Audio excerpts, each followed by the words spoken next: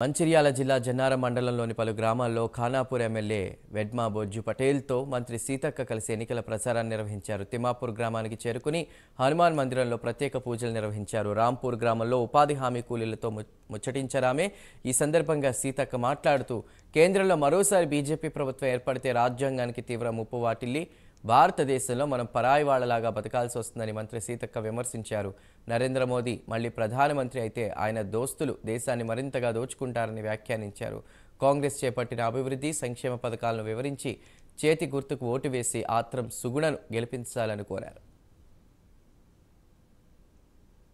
కాంగ్రెస్ ఏం గ్యారంటీ అని కొంతమంది దుర్మార్గులు దుష్ప్రచారం చేస్తారు.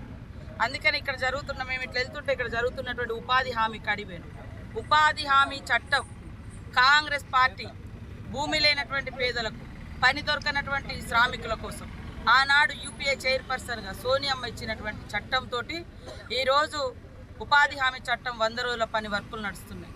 ఈ 100 రోజుల పనే వారికి మేజర్ ఉపాధి. మీకు అందరికి కూడా తెలుసు, గతంలో కరోనా వస్తే హైదరాబాదు వివిధ రాష్ట్రాలలో చదువుకోవడానికి పోయిన వాళ్ళు, చదువుకున్నోళ్ళు, ఉద్యోగాలు వదిలేసి వచ్చినటువంటి వాళ్ళు గ్రామీణ ప్రాంతాలకు వచ్చినప్పుడు ఏం దొరికిందంటే ఉపాధి. కరోనా టైంలో ఉపాధి హామీ పని. మరి మోడీ గారు ఏమిచ్చిర్రు? తాలి బనావో ఏంటి, తాలి బజావో, అదేవిధంగా దీపం వెలిగించి, ఇవి రెండు తప్ప ఏదైనా మార్గం ఇచ్చిర్రా? కాబట్టి రాబోయే కాలంలో బీజేపీతో రాజ్యాంగానికి ఎంతైతే ప్రమాదం ఉందో పేదలు చేసుకున్నటువంటి పనులకు కూడా ఉపాధి హామీ చట్టానికి కూడా తూట్లు పొడిచే విధంగా నిర్ణయం తీసుకోబోతున్నారు. దానిలో భాగంగా ఇప్పటి వరకు 100 రోజుల పనిని 40 రోజులకు తగ్గించిండ్రు. అలా పని వేతనాలు కూడా పెంచడం లేదు. మా రాహుల్ గాంధీ గారు ఆ రోజు ఏదైతే ఉపాధి హామీ చట్టం తీసుకొచ్చిండ్రో ఆ చట్టం ప్రకారం 100 రోజులకు 100 రోజులు పని కల్పిస్తూ ప్రతిరోజు 400 కూలీ 100 రోజుల పని కూలీలకు ఇవ్వడం జరుగుతుంది.